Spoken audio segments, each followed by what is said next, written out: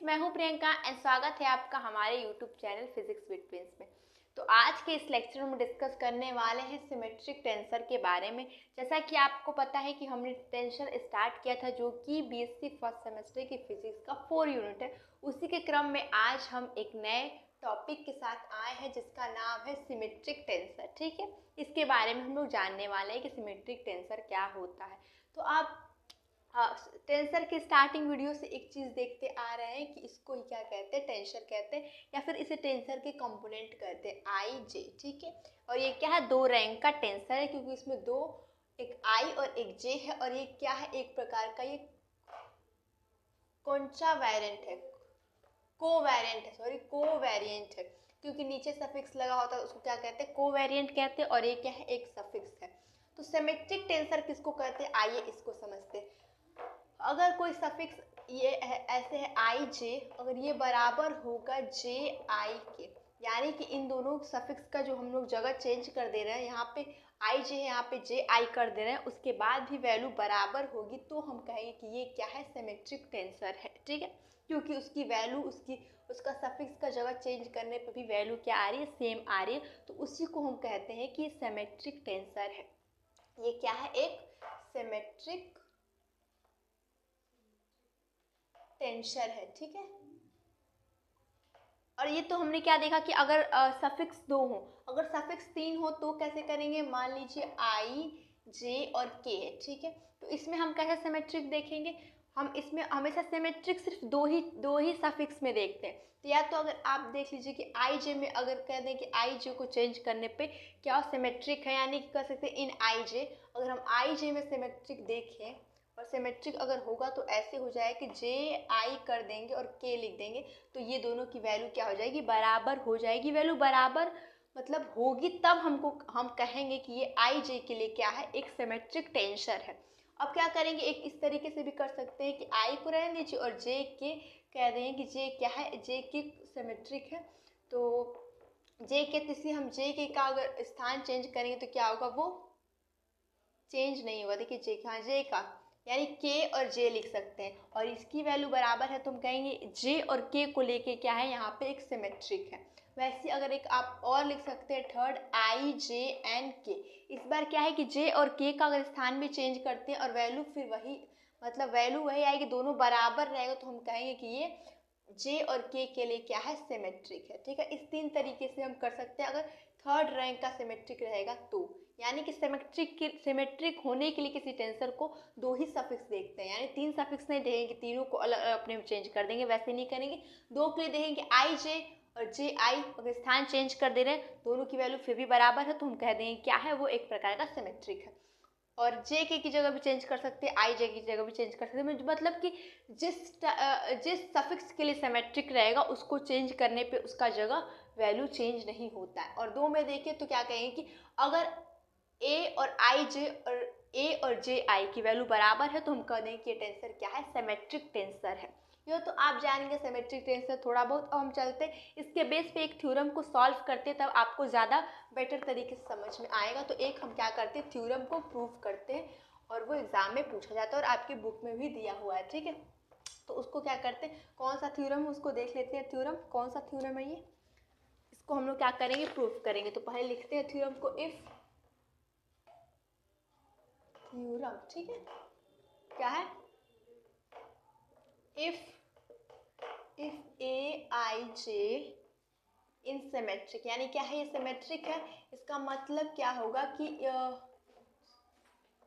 इसका मतलब ये होगा कि अगर ए जे आई भी लिख देंगे तो भी उसकी वैल्यू वही होगी, यानी कि बराबर होगी, ए आई जे और ए जे आई बराबर होगा। तो वही दिया है कि if I J in symmetric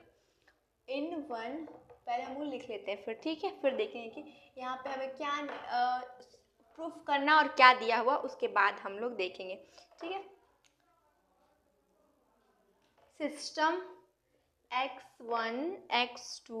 x3 dot dot dot xn। ठीक है, ये क्या एन डायमेंशनल के लिए है, टेंसर जो है वो एन डायमेंशन के लिए है। ठीक है, देन अभी मैं समझा रही हूँ। ठीक है, then it is also symmetric symmetric in another coordinate, ठीक है,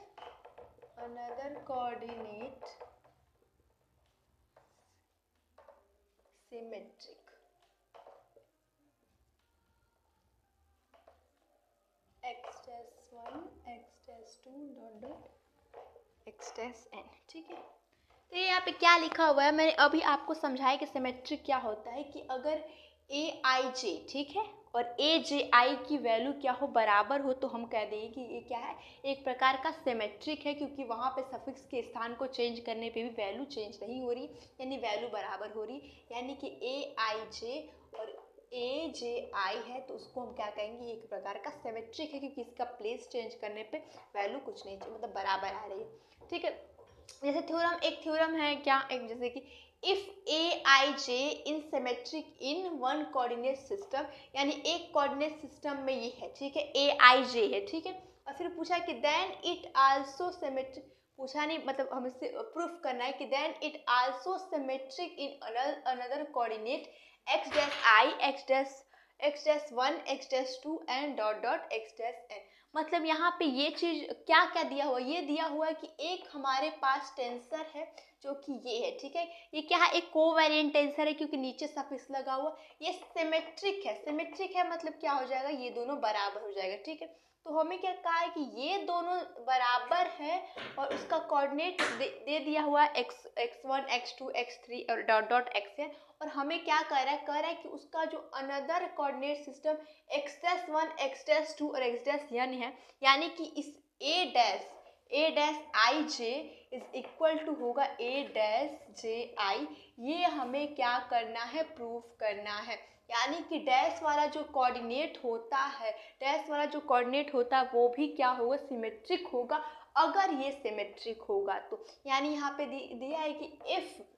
इफ मतलब ए I J is equal to A J आई, यानी सिमेट्रिक है, देन ये क्या होगा, इसको ही हमें प्रूफ करना है कि इसका डैश निकालेंगे और इसका डैश निकालेंगे, वो भी आपस में सिमेट्रिक होगा, यानी कि दोनों की वैल्यू क्या हो जाएगी, बराबर हो जाएगी। तो यानी कि मेन हमें गिवन ये है, ठीक है, और हमें प्रूफ ये करना है, ठीक है। तो क्या करेंगे हम लोग, इसको एक साइड लेके प्रूफ करेंगे और सेकंड साइड ला देंगे, ठीक है, तो हमें मिल जाएगा, ठीक है। चलिए स्टार्ट करते हैं, इसको कैसे हम लोग करेंगे। पहले हम क्या करते, हम लोग ये हमें गिवन है, ये चीज़ हमें गिवन है, हम क्या करते, इसको सॉल्व करते और इसको सॉल्व करके ये हम लोग ला देते। चलिए स्टार्ट करते, इसको क्या करते हैं हम लोग इरेज,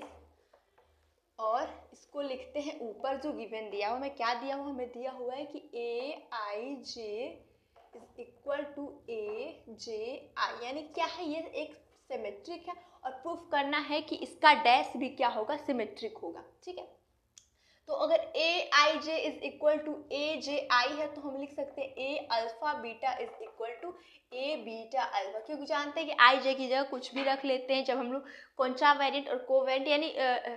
ट्रांसफॉर्मेशन लो जो होता है, उसमें क्या करते हैं, आई जे की जगह अल्फा बीटा रखते हैं, सेकेंड जब इस इधर राइट हैंड साइड में आते हैं, इसलिए अगर ये ए I J is equal to, अगर ए जे आई है बाइसिमेट्रिक, तो ये भी क्या हो जाएगा, A alpha beta is equal to A beta alpha होगा, ठीक है। अब हमें क्या प्रूफ करना है, हमें प्रूफ करना है, हमारा प्रूफ क्या होगा, हमें प्रूफ करना है A dash I J is equal to A dash J I, ये हमें क्या करना है, प्रूफ करना है। तो हम क्या करते हैं, इसको लेके चलते हैं, यानी कि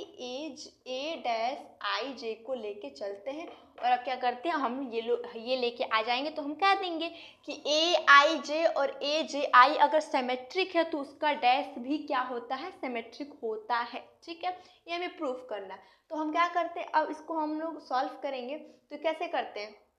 एक अपने मन से आई जे की जगह कोई वेरिएबल रखते हैं, हम लोग क्या रखते हैं, अल्फा बीटा रख लेते हैं, और फिर क्या करते हैं, अब इसको ऐसे लिखते हैं, ये तो आप लिखना जान गए होंगे अगर आप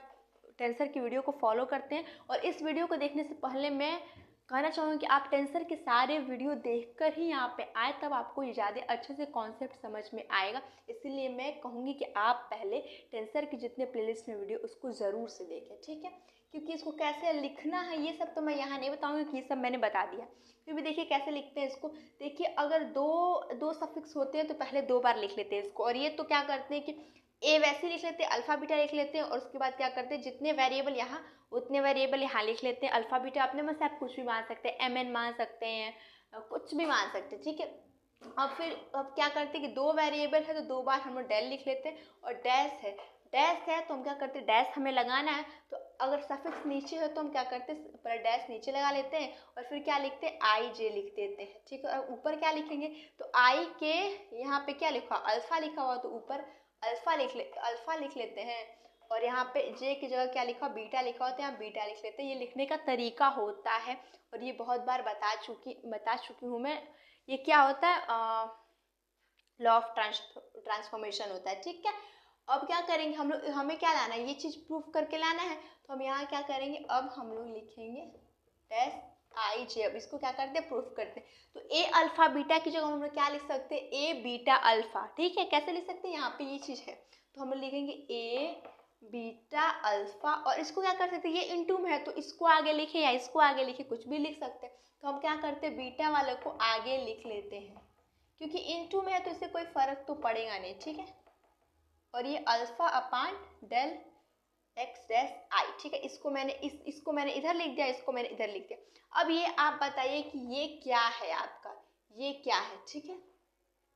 तो अगर इसके अकॉर्डिंग ये क्या है, यहाँ पे एक आई जे था तो अल्फा बीटा था, और फिर क्या था, इधर अल्फा इधर बीटा, सेम वही क्या है, यहाँ पे बीटा अल्फा है, सब कुछ अपोजिट हो गया। तो ये क्या हो जाएगा, ये हो जाएगा ए डैश जे आई, ठीक है। ये ए डैश जे आई होगा। अगर आप ये लिखना जान गए हैं और आपको समझ में आ रहा है कि ये कैसे मैंने लिखा, तो इसके जगह ये कैसे होगा, देखिए ये आई जे है, ठीक है। और यहाँ पे मैंने क्या लिखा है, जे आई, क्योंकि जे की जगह जो बीटा है वो मैंने लिखा है, और आई के लिए अल्फा मैंने माना था यहाँ पे तो वो आ गया। और फिर यहाँ पे क्या होता है, फर्स्ट बीटा है, और फर्स्ट बीटा किसका है, जे का है, और अल्फा क्या है, आई का है। तो इसलिए ये बराबर ये हो जाएगा। और यही तो हमें प्रूफ करना था कि अगर कोई टेंसर है जो कि सिमेट्रिक है, यानी आई जे और जे आई क्या होगा, बराबर होगा, उसकी जगह चेंज करने पे, तो उसका डैश भी निकालते हैं हम, तो वो भी क्या होता है, सिमेट्रिक होता है। यही ये थ्योरम है और मैंने इसको प्रूफ करके आपको दिखा दिया। ये हो गया राइट हैंड साइड प्रूफ, ठीक है। यही चीज़ हमें करना था। और आप सिमेट्रिक जान गए, सिमेट्रिक क्या होता है, 2 में मैंने करके दिखाया था और 3 में भी मैंने करके दिखाया कि क्या करते हैं, आई जे हो सकता है अपने में, या जे के हो सकता है अपने में, 2 अपने में हो सकता है, ठीक है। अब चलते हैं एक और चीज़ हम लोग देखते हैं, क्या देखेंगे हम लोग, कुछ और भी देखते हैं आगे जो सिमेट्रिक से रिलेटेड होगा, और फिर हम क्या करेंगे, उसके बेस पे भी थ्योरम को लिखेंगे, ठीक है।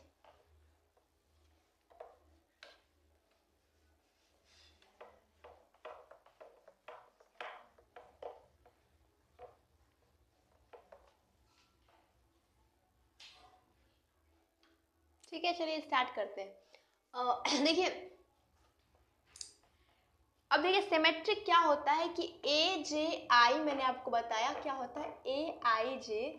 ये क्या होता है, मान लीजिए 2 में अगर हम 2 कॉन्ट्रावेंट में देख रहे हैं और भी 2 सफिक्स लेंगे तो ये होता है बाइसिमेट्रिक, ठीक है। तो हम ये भी तो कर सकते हैं, अगर मतलब आई जे की जगह क्या होता है, आई जे यहाँ पे क्या दिखाता है कि कोई यहाँ आई की जगह 1 2 3 4 कुछ भी हो सकता है, और जे की भी जगह कुछ भी हो सकता है। तो मान लीजिए 1 2 मानते हैं तो आप ये इससे तो आप कह सकते सहमत होंगे, क्या होगा 2 1, यानी कि क्या हो जाएगा, ये दोनों भी अगर आई जे की जगह हम 1 और 2 मान लेते हैं तो क्या हो जाएगा, A12 और A21 भी बराबर होगा बाइसिमेट्रिक, ठीक है। तो आई की जगह क्या होता है और जे की जगह पहले क्या होता है ये देख लें। यहाँ पे आई जे क्या दर्शाता है, आई दिखाता है कि ये क्या होगा, 1 से आई इज इक्वल टू क्या लिख सकते हैं, 1 2 3 4 5, ठीक है। कुछ भी लिख सकते हैं डैश एन तक। और अगर कोऑर्डिनेट आपका एन डायमेंशनल वाला दिखाया, यानी टेंसर को अगर आपको एन डायमेंशनल में अगर आपको लिखना है तो उस बार आप आई की जगह 1 2 3 4 5 6 एन तक पूरा रखेंगे, ठीक है। अगर आपको टेंसर जो दिया हुआ उसको अगर आपको एन डायमेंशनल में लिखना है तो आपको आई की जगह 1 2 3 4 5 6 एन तक रखना पड़ेगा। और जे की भी जगह क्या रखना पड़ेगा, जे भी क्या होता है, जे की जगह भी हम लोग 1 2 3 4 डॉट डॉट एन, यानी अगर एन डायमेंशनल स्पेस के लिए आपको टेंसर लिखना पड़ेगा तो आप क्या करेंगे, एक बार आप आई की जगह 1 रखेंगे, आई की जगह भी 1 रखेंगे, और जे की जगह भी 1 रखेंगे, फिर एक बार आई की जगह 1 रखेंगे, फिर जे की जगह 2 रखेंगे। मतलब क्या करेंगे, आई की जगह भी 1 से लेके n तक हमें रखना है और जे की जगह भी 1 से लेके हमें n तक रखना है। तो अगर हम n डायमेंशनल के लिए देखें, अगर हम यहाँ n डायमेंशनल के लिए देखें तो हम कितने कंपोनेंट पाएंगे अगर i की जगह भी 1 से लेके n तक रख रहे हैं और j से लेके भी, अगर j की जगह भी 1 से लेके n तक रख रहे हैं तो कैसे होगा। एक बार तो क्या होगा, देखिए यहाँ से लिख लेते हैं a, ठीक है, a और i की जगह हम लोग 1 रखते हैं, ठीक है, 1 रखेंगे और j की जगह भी 1 रख लेते हैं, ठीक है। अब हम क्या करते हैं, फिर हम i की जगह एक बार अगर 1 है तो j की जगह 2 रखेंगे। मतलब एक i की जगह 1 यहाँ रखे और j की जगह भी 1 रखे हैं और फिर i की जगह 1 रख रहे हैं, फिर j की जगह भी 2 रख रहे हैं। ऐसा भी तो पॉसिबल हो सकता है। यानी आपका क्या होगा, 1 2 डॉट डॉट डॉट डॉट क्या हो जाएगा, एक बार 1 और n भी आएगा, ठीक है। यहाँ 1 है, वो i की जगह हमने क्या लिखा, 1 लिखा और j की जगह क्या लिख दिया, n लिख दिया। अब ऐसे j में भी तो होगा, यानी क्या हो सकता है, फिर अब i की जगह 2 रखेंगे, फिर इसकी जगह क्या रखेंगे, 1 रखेंगे, फिर रख देंगे 2, फिर रख देंगे 1, फिर रख देंगे 2, फिर रख देंगे 1, सॉरी 2 2 रख देंगे, फिर 2, फिर 2 3 रखेंगे, फिर dot dot dot dot a to n रखेंगे, ठीक है, ऐसे रखेंगे। फिर क्या करेंगे हम, a3 फिर 1 a3 2 फिर a3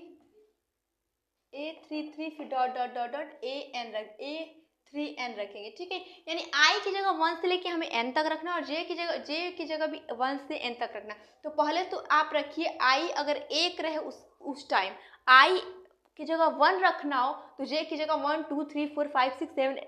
n तक हमें रखना होगा। फिर हमें अगर एक बार अब i की जगह अब 2 रखते तो उस टाइम के लिए भी पूरा j में हमें 1 2 3 आएगा। फिर हम लोग 3 रखेंगे, वैसे हम लोग क्या करेंगे, dot dot dot dot dot एक बार ऐसा समय आएगा कि i की जगह हम n रखेंगे और j की जगह फिर 1 रखेंगे, फिर i की जगह फिर हम n रखेंगे और j की जगह फिर 2 रखेंगे, i की जगह फिर हम n रखेंगे और j की जगह फिर 2 रखेंगे, फिर डॉट डॉट डॉट डॉट एक बार क्या कर देंगे कि हम लोग यहाँ पे i की जगह n रखेंगे और j की जगह भी n रखेंगे, ठीक है। इतने कंपोनेंट आपको मिलेंगे अगर आप n डायमेंशनल के लिए लिख रहे हैं, यानी कि i की जगह भी 1 से लेके पूरा n तक लिखना और j की जगह भी पूरा 1 से लेके n तक रखना है, ठीक है। तो ऐसे आपको करना पड़ेगा, यानी कि एक बार 1 1 आएगा, 1 और 2 आएगा। देखिए अब ये संख्या कितनी होगी, आप हमें बता सकते हैं कितनी हो सकती है संख्या। ये संख्या इतनी होगी कि अगर इस i की जगह भी हमें 1 से लेके n तक रखना है। देखिए 1 से लेके 1 2 3 4 5 6 n तक रखा है और j के लिए भी देखिए तो 1 2 3 यहाँ पे j की जगह अगर हम रखें यहाँ पे 3 है, ठीक है, 1 2 3 और हम n तक रख रहे हैं। यानी कि अगर हमें n डायमेंशनल के लिए अगर इसमें लिखना है, सिर्फ इसमें अभी मैं 2 सफिक्स में बता रही हूँ, तो आपको जो कंपोनेंट ये जो मिलेंगे वो n स्क्वायर मिलेंगे। n स्क्वायर कैसे, i के लिए भी n और j के लिए भी n, दोनों का इंटू होगा, यानी n स्क्वायर करेंगे और n वो जितना नंबर होगा उसका स्क्वायर करेंगे, उतने कंपोनेंट हमको मिलेंगे। और सिर्फ ये किसके लिए मैंने अभी निकाला, अभी सिर्फ सफिक्स 2 होंगे, वही सफिक्स 3 होंगे और तीनों के लिए हमें n डायमेंशनल रखना है, यानी n डायमेंशनल लिख के निकालना है। तो उस टाइम n इंटू n यानी n क्यूब हो जाएगा। तो फिलहाल के लिए अगर हम यहाँ देखें तो हमें कितनी संख्या मिलेगी कंपोनेंट के लिए, तो हम कह सकते हैं कि हमें n स्क्वायर मिलेगा, ठीक है। अब हम क्या करते हैं, इतना आप समझ गए और अब ये देखते हैं कि हमने क्या कहा कि ये तो सिमेट्रिक का केस नहीं रहेगा, तब आपको इतने कंपोनेंट मिल जाएंगे, ठीक है, यानी n स्क्वायर मिल जाएंगे। पर अगर कोई मान लीजिए इसी को देख लीजिए कि अब सिमेट्रिक का केस है, इसमें सिमेट्रिक का केस है तो क्या हो जाएगा, i की जगह j और j की जगह i, ये दोनों इक्वल होगा तो कोई संख्या अगर 1 2 है तो 2 1 है, यानी वो दोनों क्या होगा, आपस में इक्वल हो जाएगा। यानी कि हम कह सकते हैं कि अगर हम कोई कंडीशन ऐसी ले जिसमें सिमेट्रिक टेंसर हो, सॉरी जिसमें टेंसर सिमेट्रिक हो, जिसमें जो टेंसर हो वो सिमेट्रिक हो, तो उस टाइम क्या होगा कि कई जो आपस में कंपोनेंट होंगे वो एक दूसरे के इक्वल होंगे, क्योंकि क्या होता है आई जे और जे आई इक्वल हो। अगर 2 में देखें तो आई जे और जे के है, ये क्या है, बराबर। तो वैसे ही कोई देखे 2 1 और ये 1 2 आपस में क्या हो जाएगा, बराबर हो जाएगा। फिर आप यहाँ पे देखते हैं तो 3 2 3 और 3 2 आपस में बराबर हो जाए। कैसे? अगर ये सिमेट्रिक है, अगर ये सिमेट्रिक है, आई J is equal to J I है, तो उस वक्त क्या होगा, ये इज इक्वल टू ये कैसे होगा, क्योंकि 1 2 और 2 1 बराबर होगा। जैसे जे आई और आई जे बराबर है तो 2 1 और 1 2 बराबर होगा, और इसमें 2 3 2 के बराबर होगा। और ऐसे चलते चलते जाएंगे तो आपका एक समय आएगा, अगर यहाँ पे मैं लिखूँ तो यहाँ पे अगर A4 और हो जाएगा ये 3, ठीक है, ये A4 3 होगा, और एक और यहाँ पे कोई संख्या होगा, वो भी क्या होगा, आपस में बराबर होगा। यानी कि देखिए जो उल्टा वाला है 2 1 2 2 1, फिर 3 2, फिर 3 2, और क्या हो जाएगा 2 3, वो क्या होगा, आपस में बराबर होगा। फिर एक यहाँ पे और संख्या आएगा 3 4 करके, 3 4, और यहाँ पे आएगा 4 3, वो भी क्या हो जाएगा, आपस में बराबर हो जाएगा। यानी जो कंपोनेंट यहाँ पे n स्क्वायर था, अगर सिमेट्रिक नहीं था तब, इस समय क्या होगा, अगर कोई कंडीशन में हमें सिमेट्रिक कर दे रहा है तो संख्या तो आपका n स्क्वायर ही रहेगा, पर उसमें कुछ संख्या सेम हो जाएगी, यानी कि बराबर, ये और ये बराबर है तो इसकी वैल्यू बराबर है। यानी कि अगर हम डिफरेंट कहें कि इसमें कितने डिफरेंट कंपोनेंट्स है तो वो हमारा बदल जाएगा। डिफरेंट कंपोनेंट मतलब अलग अलग होना चाहिए, ये तो आपस में सेम हो जाएगा, ये तो आपस में सेम हो जाएगा, तो कहाँ से डिफरेंट हुए। तो अगर कोई सिमेट्रिक का केस है, उस समय आपसे कोई पूछे कि n डायमेंशन में आपने जो ये बनाया है इसमें कितने सेम कितने डिफरेंट हैं, जो कि बराबर डिफरेंट है संख्या है इसमें, ऐसे तो आप n स्क्वायर ही रहेगा। n स्क्वायर मतलब क्या हो, पूरी ये संख्या रहेगी, पर पूरी संख्या में सिमेट्रिक के केस में देखिए तो ये बराबर है, ये बराबर है, और यहाँ पे भी एक कोई संख्या आएगा, वो इस संख्या के क्या हो जाएगा, बराबर हो जाएगा। तो उस टाइम अगर आपसे कोई पूछ ले कि इसमें कितने डिफरेंट कंपोनेंट है, तो उस समय कुछ कंपोनेंट घट जाएंगे, क्योंकि कुछ कंपोनेंट आपस में बराबर हो जाएंगे अगर सिमेट्रिक का केस होगा तो वही हमें अब यहाँ पे निकालना है। हमें वही अब निकालना है कि अगर ये सिमेट्रिक का केस है, अगर ये सिमेट्रिक का केस है, यानी कि आई J is equal to J I है, आई J is equal to J I है, तो अब देखेंगे कौन कौन आई जे और जे आई हो सकता है। ये देख सकते हैं आई और ये जे है, ये क्या है, जे, अगर हम आई जे को 1 और 2 मान लेते हैं, या फिर मतलब संख्या पूरा रख के मानते हैं, तो 2 1 1 2 आपस में बराबर हो जाएंगे बाय सिमेट्रिक, 2 3 और 3 2 आपस में बराबर हो जाएंगे। यहाँ पे आएगा 4 3 आएगा, और यहाँ पे 3 4 आएगा, वो भी आपस में बराबर हो जाएगा। तो बराबर जो हो जाएगा उसको हम क्या करते हैं, एक मान लेते हैं, समझ लीजिए एक मानेंगे उसको, क्योंकि हमें अब इसमें से डिफरेंट कंपोनेंट निकालना है। वैसे तो पूरे n स्क्वायर ही कंपोनेंट रहेंगे, पर आपसे कोई पूछ दे कि कितने इसमें डिफरेंट कंपोनेंट है, यानी कोई सेम नहीं होना चाहिए, ऐसा हमें डिफरेंट काउंट करके दिखाओ। जैसे अगर हमें इतने में ही काउंट करना रहेगा कि डिफरेंट, हमें इस 3 लाइन में अगर हमें डिफरेंट कंपोनेंट काउंट करना रहेगा तो हम 1 2 3, अब मान लीजिए इसको 4 मान रहे हैं, तो फिर इसको हम नहीं काउंट करेंगे, क्योंकि हम जानते हैं ये और ये बराबर, तो इसको हम छोड़ देंगे। फिर यहाँ से गिनेंगे 1 2 3 4, जो भी आया, फिर यहाँ पे जब हम आएंगे तो ये तो इसके बराबर, इसलिए हम इन दोनों को मिला के एक ही काउंट करेंगे, ठीक है। तो उस वक्त क्या हो जाएगा, सिमेट्री के केस में जो ये m कंपोनेंट है, उसमें से अगर कोई आपसे डिफरेंट पूछे कि डिफरेंट कंपोनेंट कितने, तो उस समय क्या हो जाएगा, n स्क्वायर में से कुछ चीज घट जाएगा जो सेम होगा, यानी कि सेम कह सकते हैं, यानी 2 1 या 1 2 2 3 या 2 3 2, ऐसे कुछ जो संख्या रहेगी वो क्या हो जाएगी, घट जाएगी, और उस समय क्या हो जाएगा, n स्क्वायर में से कुछ संख्या घटेगी। तो वही हमें निकालना है कि अगर कोई ऐसा टेंसर हो जिसका हमें n डायमेंशनल में पूरा लिखना है, और उसके बाद बताना है कि उसमें कितने डिफरेंट कंपोनेंट बचे, कंपोनेंट नहीं बचे जी, कितने डिफरेंट कंपोनेंट बचे। ये कंपोनेंट तो n स्क्वायर ही होगा, डिफरेंट कंपोनेंट मतलब कुछ चीज़ जो आपस में बराबर हो जाएगी, उसको एक मानना है, ठीक है। अब हम चलते हैं, वही एक थ्योरम आपसे प्रूफ करने को दे देगा, वही हमें प्रूफ एक थ्योरम करना है। तो चलिए एक थ्योरम के थ्रू हम इसको निकालेंगे कि अगर कोई सिमेट्रिक केस है 2 रैंक में, यानी आईजे टाइप का कोई, उसमें सिमेट्रिक कोई है, तो उसमें जब n डायमेंशनल के लिए उसको लिखेंगे तो उसमें कितने डिफरेंट कंपोनेंट बचेंगे, वही हमको निकालना है, ठीक है। तो जैसा कि आप देख सकते हैं कि एक हम लोग क्या करते हैं,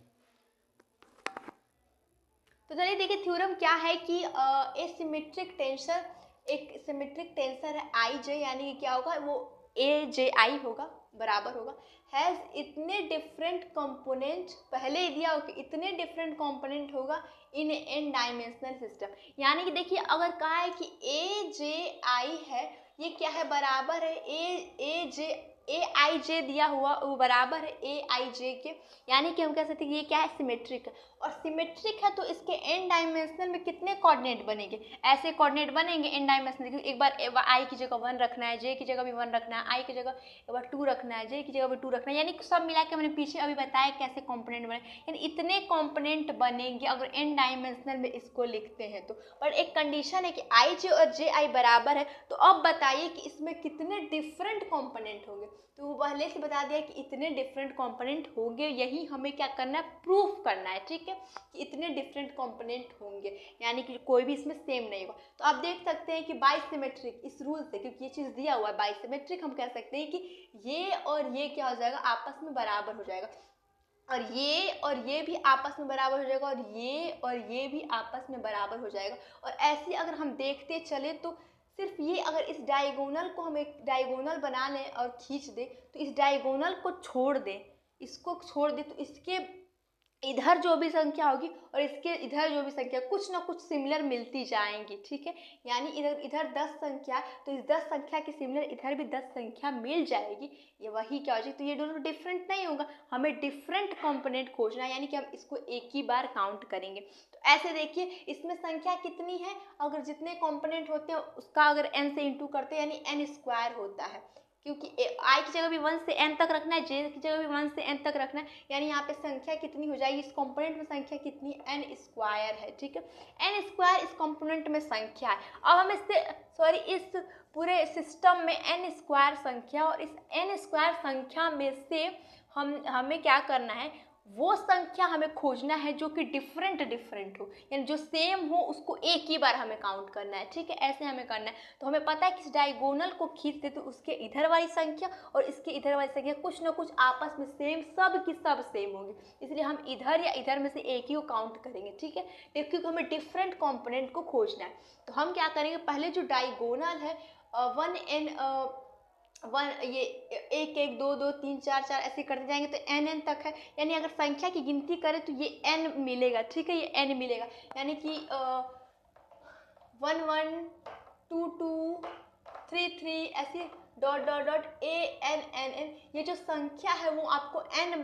बार मिलेगा, यानी कि n संख्या, इसको काउंट करेंगे तो n आएगा, यानी एक n तो आप यहाँ पे छोड़ दीजिए, ठीक है, वो एक n इसमें जो रहेगा वो किसी से सेम नहीं खाएगा, तो उसको हमें क्या करना है, n हमने यहाँ पे लिख दिया। अब इसमें संख्या क्या है, n है, ठीक है, इसमें संख्या n है, इसमें से हम क्या करते हैं कि इसमें से ये डायगोनल जितना है जो कि किसी में सेम नहीं हो रहा, उसको क्या कर लेते हैं कि घटा लेते हैं। अब घटाने के बाद अपने दिमाग बताइए कि अब कितनी संख्या उसमें बची होगी, पूरे n स्क्वायर संख्या में से हमने n को क्या कर दिया, घटा दिया, उसके बाद जितनी संख्या बची वो क्या बची, इधर और इधर वाली संख्या बची, इधर बची और इधर वाली संख्या बची। तो अब हम क्या करेंगे कि यहाँ और यहाँ वाली संख्या क्या हो जाएगी, दोनों मतलब कर सकते हैं कोई ना कोई इसमें सेम, कोई इसमें सेम, कोई इसमें सेम, कोई इसमें सेम मिलेगा, इसलिए हम क्या कर देंगे कि अब अगर दोनों संख्या मान लीजिए इसमें 10 है, इसमें 10 और सारी संख्या इसमें मतलब मिल रही है, जितनी इस या जो यहाँ है वो यहाँ है, जो यहाँ है वहाँ, यानी कि अगर इन दोनों को जोड़े तो हमारे पास 20 संख्या बच रही है, अगर डायगोनल को छोड़ दे रहा है। अभी आप क्या करिए, एज्यूम करिए कि इस डायगोनल को छोड़ने के बाद जो भी संख्या बच रही है वो संख्या 20 बच रही है, पर 20 संख्या में एक क्या चीज़ है, ये चीज़ है कि जो संख्या इधर है वो संख्या ज़रूर इसमें मिल रही है, इसलिए हम क्या करेंगे, जो 20 संख्या बच रही है उस 20 में हम 2 से डिवाइड करेंगे, यानी कि 20 में हम क्या करेंगे, 2 से डिवाइड करेंगे यानी 10, यानी कि वही चीज़ है कि बस एक ही बार को काउंट करेंगे, इसलिए हम क्या करेंगे, जो संख्या बची डायगोनल घटाने के बाद हमारी संख्या कितनी बची, n स्क्वायर माइनस n बची, उसमें हम क्या करेंगे, 2 से भाग दे देंगे, तब हमें डिफरेंट कंपोनेंट मिलेंगे। पर अभी भी एक चीज़ बाकी है डिफरेंट कंपोनेंट मिलने के लिए, जो हमने यहाँ n निकाल के रखा था वो n भी तो हमें जोड़ना है अभी, तो हम क्या करेंगे, हमें संख्या कितनी बनी, n स्क्वायर माइनस n/2 मिल गई, ठीक है। इसमें अभी जो हमने n अलग निकाल के रखा था उस n को हमें क्या करना है, जोड़ना है, तो उसके बाद क्या होगा, n स्क्वायर माइनस n और इधर ये हो जाएगा तो प्लस 2n और ये क्या हो जाएगा 2, तो इसको सॉल्व करेंगे तो क्या आ जाएगा, इसको सॉल्व करेंगे तो इसमें से घट जाएगा तो n, यानी n स्क्वायर प्लस n/2, यानी कि अगर n कॉमन लेंगे तो n+1/2, और यही देखिए क्या, यही हमें लेकर आना था। यानी कि अगर कोई भी ij टाइप का दिया हुआ है डिफरेंट कंपोनेंट, मतलब ij दिया और वो सिमेट्रिक है, यानी aij और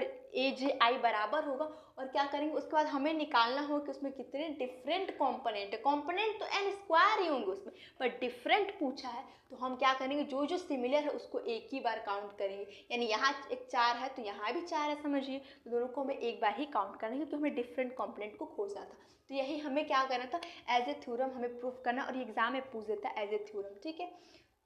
यही होता है। अगर आपका ऐसे 3 में दिया होगा, मान लीजिए कि aij, ठीक है, और ये क्या है, सिमेट्रिक है, पर ये सिमेट्रिक कैसे है, देखिए जैसे कि aij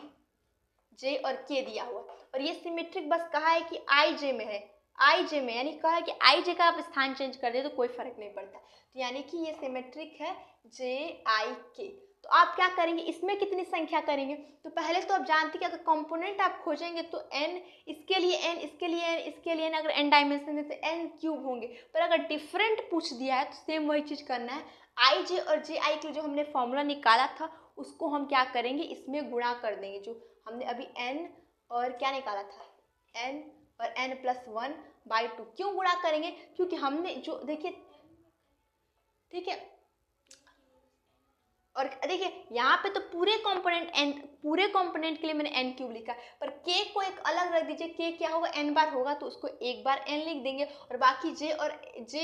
i और ij के लिए हमने तो निकाल ही दिया है पहले से कि उसके डिफरेंट कंपोनेंट इतने हैं, यानी k का संख्या अगर n बार हम करते हैं तो उसमें n का हम क्या करेंगे, इसमें इंटू कर देंगे तो वो 3 वाले में निकल जाएगा। बट किस केस में, जिस केस में i और j क्या हो, सिमेट्रिक हो, उस केस में, ठीक है। तो होप आपको वीडियो अच्छी लगी होगी, सिमेट्रिक और सिमेट्रिक मतलब भी समझ में आया होगा। तो वीडियो को लाइक कीजिएगा, चैनल को सब्सक्राइब कीजिएगा, और कमेंट करना मत भूलिएगा, और शेयर करना भी मत भूलिएगा। आप कमेंट करते हैं तो हमें मोटिवेशन मिलता है, ठीक है, और कुछ आपके लिए बेहतर किया जा सके। और हाँ देखिए, यहाँ पे मैंने क्या किया, सिर्फ कॉन्सेप्ट को समझा दिया, पर आपको एग्जाम में कुछ थ्योरी व्योरी लिख के भी आना था, यानी कि मैं नोट्स की बात कर रही हूँ। अगर आपको नोट्स चाहिए तो आप मेरे टेलीग्राम चैनल से ज्वाइन हो सकते हैं, वहाँ पर नोट्स देख सकते हैं। मैं लेक्चर वाइज नोट्स प्रोवाइड कराती हूँ, और अगर आप उस नोट्स को देखते हैं और ज़रूर आपको कुछ फ़ायदा होगा, एग्ज़ाम में और से ज़रूर बेहतर नंबर आपके आ सकते हैं, ठीक है। और ठीक है, पढ़ते रहिए, और अपने मम्मी पापा को खुश रखिए, और मम्मी पापा को प्राउड फील करवाइए अपने ऊपर, ठीक है। मिलते हैं नेक्स्ट सेशन में हम लोग।